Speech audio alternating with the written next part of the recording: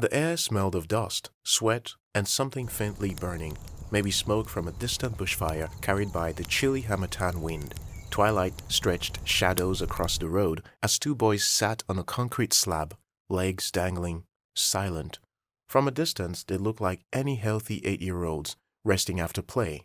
But up close, you'd notice that one of the boys is covered in dust and that his right leg curled under him, limp, useless. Ekpereamaka couldn't walk. Polio had claimed his leg when he was 3, and now he moved by dragging himself along the ground, his palms calloused from years of crawling. He shifted, wincing. "Obinna, go," he muttered. "It's getting dark. You can run. I can't. You get home faster. Your mother may be starting to get worried." But Obinna didn't budge. He sat firm, arms crossed, jaw set. "We'll both get home whenever we get home together." They were born just 3 days apart. Their mothers had labored in the same room, shared the same midwife, and now their sons shared everything and go everywhere together. After polio made Ekpereamaka unable to walk, Obinna became his second leg, his shadow, his fiercest defender in schoolyards and street corners. "Let's rest a bit more," he said, voice steady. "Then I'll carry you the rest of the way." Ekpereamaka blinked at him, and then both boys burst into laughter. The boys had gone to watch the final football match at the small community stadium used every Christmas when sons of the soil returned from the big cities to celebrate Christmas in the village. Today's final was Lagos versus Abuja.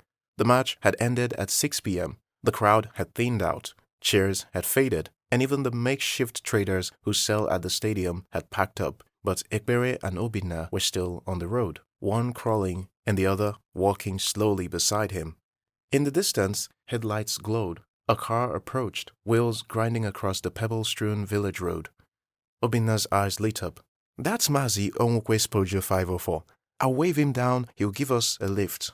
Ekpere didn't even look up. "You know he won't carry me. He wouldn't want all this dust in his car." It played out like prophecy. The Pojo slowed down. Mazi Onwukwe leaned out of the window, engine still running. "Obinna, if it was just you, I'd carry you, but Ekpereamaka will scatter dust everywhere inside." The car rolled off. Either boy could reply. Obinna stared after it, fist clenched.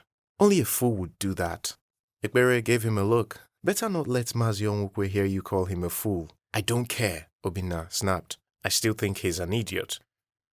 They said nothing for a while, just the sound of the evening, crickets, the distant clang of church bell, and the soft scrape of Ekpere's hands pulling his body forward.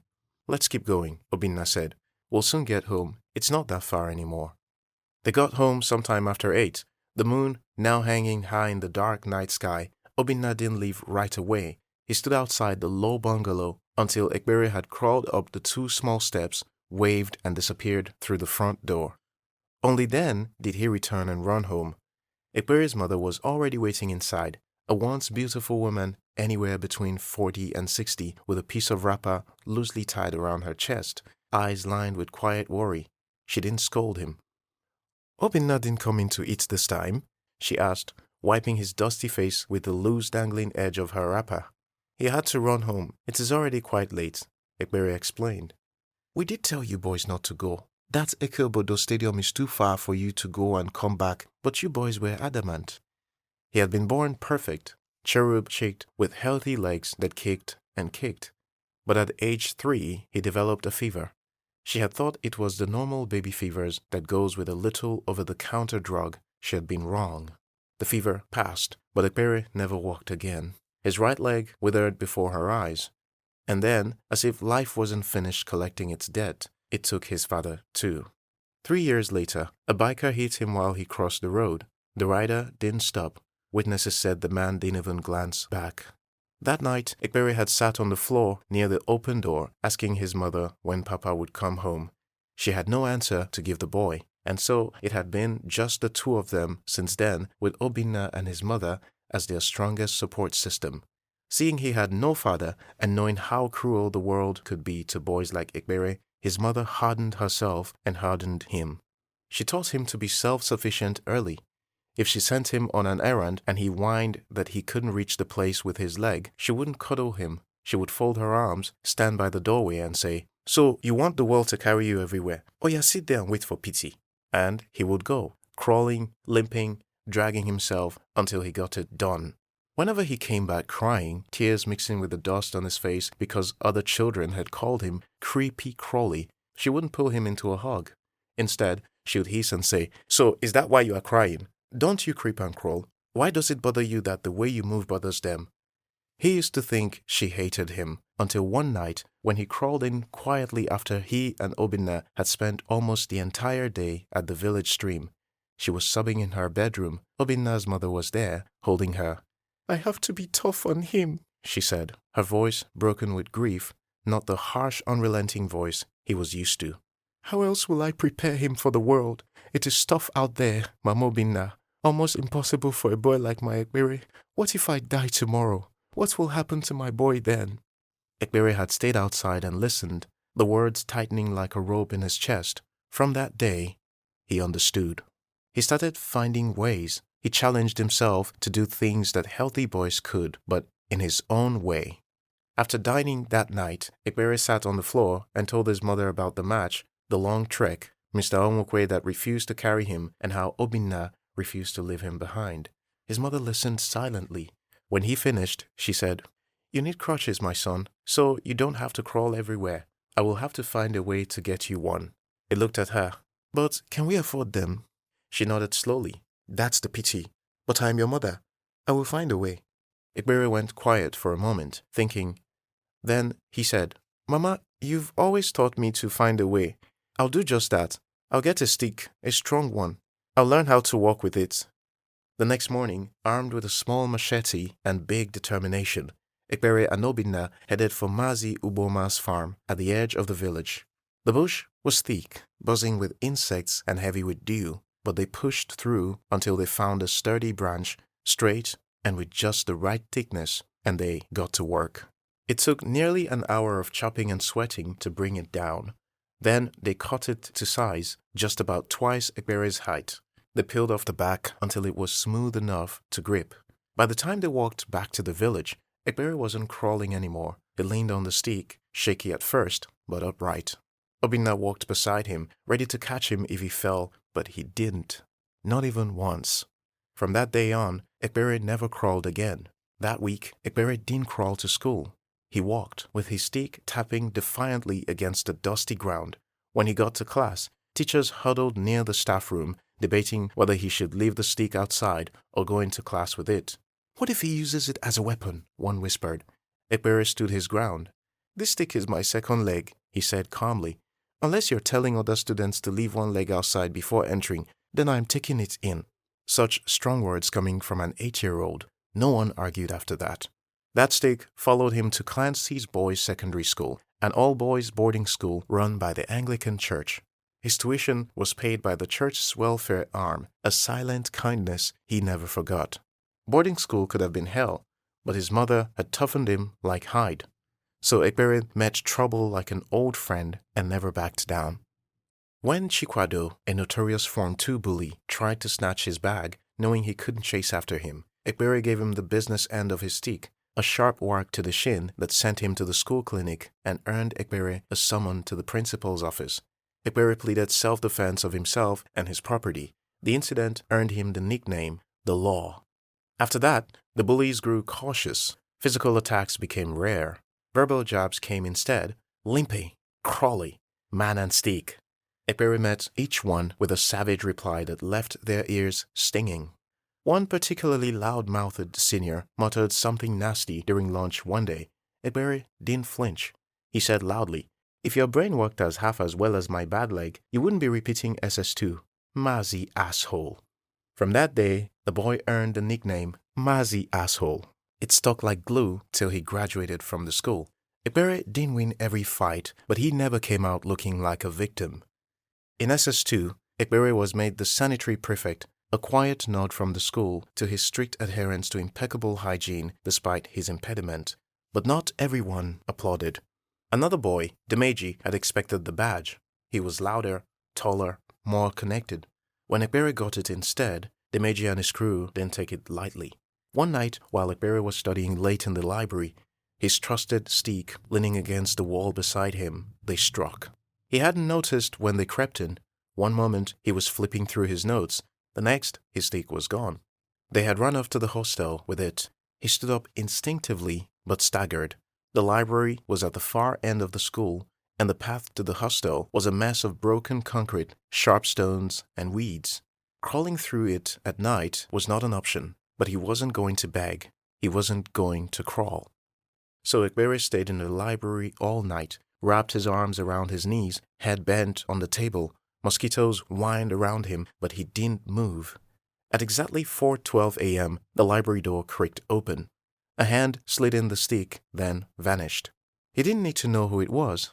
Someone, somewhere in that gang, had grown a conscience, or maybe just fear. From that day, Ekpere never let himself be caught unprepared again. His stick never left his side, and if anyone thought to test him, they were met with a boy who had already faced cruelty and stayed standing, or at least upright. That stick followed Ekpere to the University of Nigeria, Nsukka. Smooth, now with age and use, he had earned admission on merit to study mass communication, beating thousands in the entrance examination. At the beginning, at the school gate, security often stopped him, mistaking him for one of the beggars that loitered outside the campus, until he brought out his student ID to prove to them he was a student. In class, it wasn't much different. During a lecture in media law, the lecturer, a man with too many degrees and too little grace, posed a question, confident no one would challenge his outdated interpretation. Ekpere raised his hand and answered clearly, and cited a more recent legal precedent that left no room for doubt. The class was silent. The lecturer stared at him, lips twitching. Then he said, "People like you should be at the gates begging, not sitting in my class trying to embarrass me." Laughter rippled from the back. Ekpere didn't flinch. He tapped the stick once against the floor, firm, steady. Then he met the lecturer's eyes. "If the truth embarrasses you, sir, maybe you're the one in the wrong class." More laughter, and this time it lasted longer. Afterward, students clapped him on the back. The lecturer had it coming, they all said.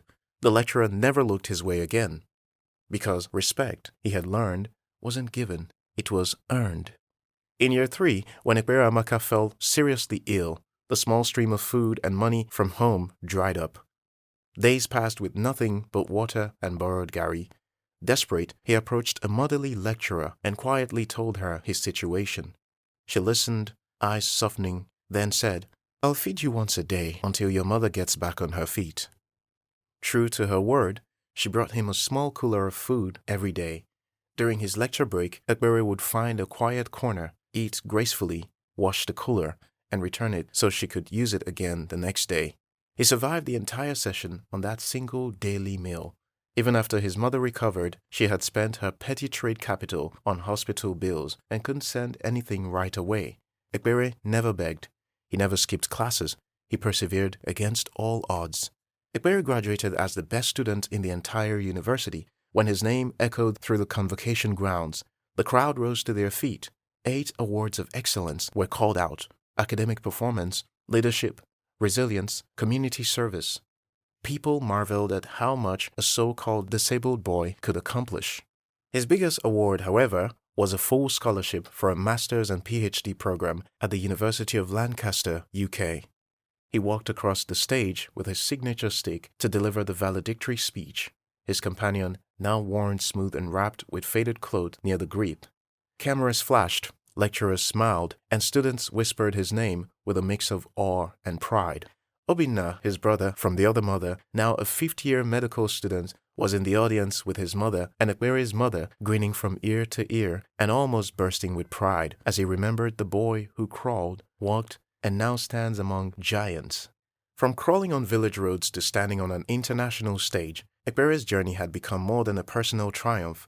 It was a declaration that strength doesn't always come with a pair of legs. Ekpere got married to a lovely woman who loved him not because of his abilities, but despite his disabilities. Obinna, his best friend, now a medical doctor in the general hospital, was his best man.